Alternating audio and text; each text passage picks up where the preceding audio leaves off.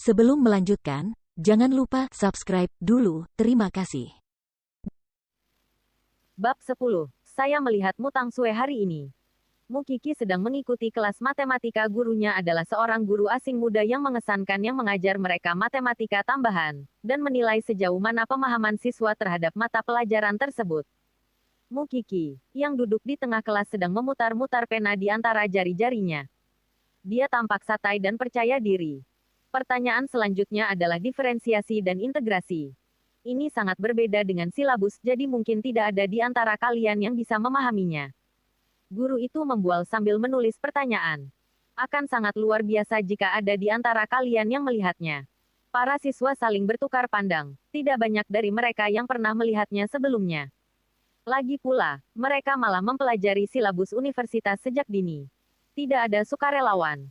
Guru bertanya. Sekaranglah waktunya untuk memamerkan kemampuanmu. Bisakah kamu menyelesaikannya? Saya pernah melihatnya sebelumnya, tapi saya tidak tahu bagaimana melakukannya. Ini sangat sulit. Mungkin tidak ada yang tahu. Tak satu pun dari mereka memperhatikan sosok yang berdiri di luar jendela. Tatapannya membara, tapi akhirnya tertuju pada satu orang, Mu Qi, saudara perempuannya sendiri. Bagaimana ini bisa terjadi? Apa yang sebenarnya terjadi? Bukankah paman hama mereka menjualnya? Mengapa dia duduk di kelas itu dan menikmati pendidikan yang lebih baik daripada pendidikannya sendiri?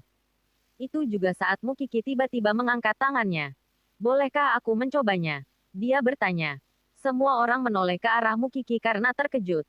Bisakah dia menangani pertanyaan sulit seperti itu juga? Majulah, kata guru itu.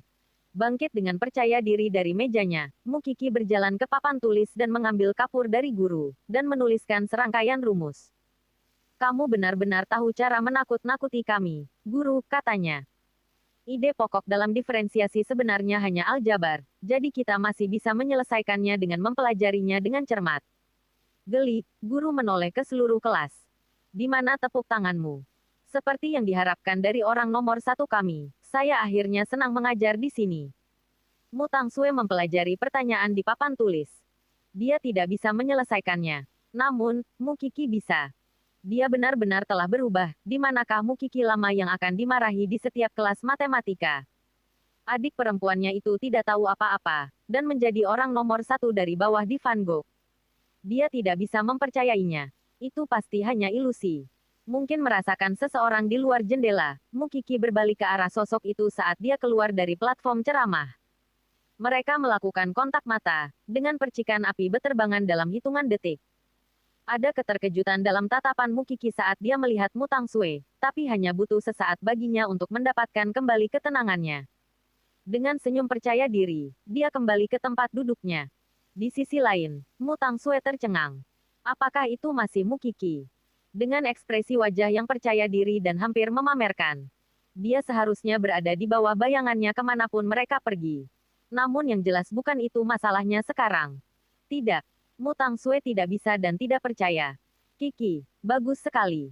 Anda sebenarnya bisa menjawab pertanyaan itu. Mu Qi mendengar suara teman sekelasnya bahkan saat jantungnya berdebar kencang. Dia tidak menyangka Mu Tangsue akan menemukannya di Iten dalam keadaan seperti itu. Meski gitu, apa yang baru saja terjadi pasti merupakan kejutan yang luar biasa bagi Mu Tangsue. Tidak sulit untuk mengatakannya dengan ekspresi terkejutnya. Di tengah kesenangannya, Mu Qi juga sedikit khawatir. Jika Mu Tangsue pulang ke rumah dan memberitahu keluarganya bahwa dia ada di Iten, tidak ada yang tahu ide berbelit-belit apa yang akan mereka pikirkan untuk menghadapinya.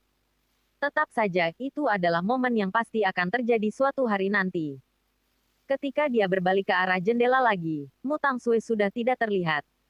Kemudian, saat istirahat, Mu Qi menelepon Su Zipei.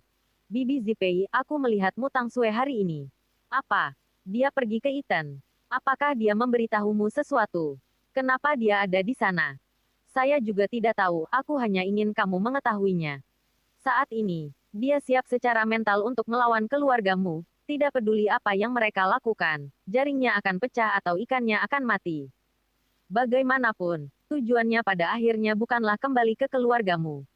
Setelah berpikir beberapa lama, Mu Qi mengirim pesan kepada Seng Xiao tentang bertemu Mu Tangsue juga. Aku tidak ingin merepotkanmu, Tapi aku melihat Mutang Sue di Iten hari ini. Aku tidak tahu apa yang akan dilakukan keluargamu selanjutnya. Seng Xiao baru saja selesai konferensi video, dan menjawab ketika dia melihat pesan, perhatikan di kelas. Namun, dia juga memberitahu Jing Yun, pergi ke Iten. Ada apa, Tuan Muda? Jing Yun sedang merapikan materi pertemuan mereka. Mutang Sue baru saja muncul di Iten. Lihatlah dan lihat apa yang terjadi. Tuan Muda, pekerjaan kita penting. Seng Xiao memelototinya dengan dingin. Saya pikir saya harus mengganti asisten saya juga. Meski gitu, dia berharap Seng Xiao dan Mukiki tidak terus berhubungan. Faktanya, dia yakin kedatangan Mukiki telah sangat mempengaruhi Seng Xiao. Seperti sekarang, satu pesan darinya, dan dia segera membuang apa yang seharusnya dia lakukan untuk membantunya terlebih dahulu. Meski gitu, Jing Yun melakukan apa yang diperintahkan Seng Xiao.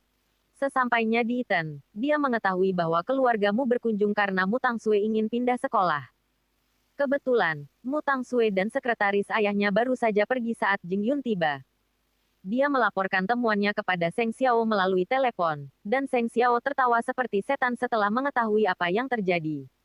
Tidak mungkin dia masuk ke Iten. Bicaralah dengan kepala sekolah, katakan padanya apa yang saya pikirkan. Bukankah dia selama ini menindas Mukiki? Jika dia tidak bisa menghadiri Iten ketika saudara perempuannya hadir, betapa buruk perasaannya, melihat saudara perempuannya yang dia injak tiba-tiba membalikkan keadaan. Dan saya paling bahagia ketika orang lain kesal. Mengerti. Jing Yun menjawab dan melakukan apa yang diperintahkan pada surat itu. Mengapa kepala sekolah Iten mau mengakomodasi perilaku Seng Xiao? Itu karena keluarga mereka bermitra dalam bisnis lain. Bahkan jika keluargamu memiliki reputasi tertentu, ada lebih banyak keluarga terkemuka di Jianchuan daripada yang bisa dihitung. Jiwa Mutang Sue sepertinya telah meninggalkan tubuhnya saat dia meninggalkan Iten.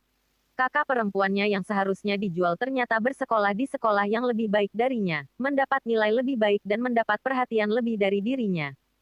Dia merasa hatinya seperti dicakar hanya dengan memikirkannya. Dia sangat ingin tahu apa yang sedang terjadi. Meski gitu, dia tidak bisa sembarangan memberitahu orang tuanya. Jika mereka membawa Mukiki kembali, bukankah semua usahanya sebelumnya akan sia-sia? Dia ingin dia menderita seumur hidup bukan agar Mukiki memiliki kehidupan yang menyenangkan setelah meninggalkan keluarga mereka.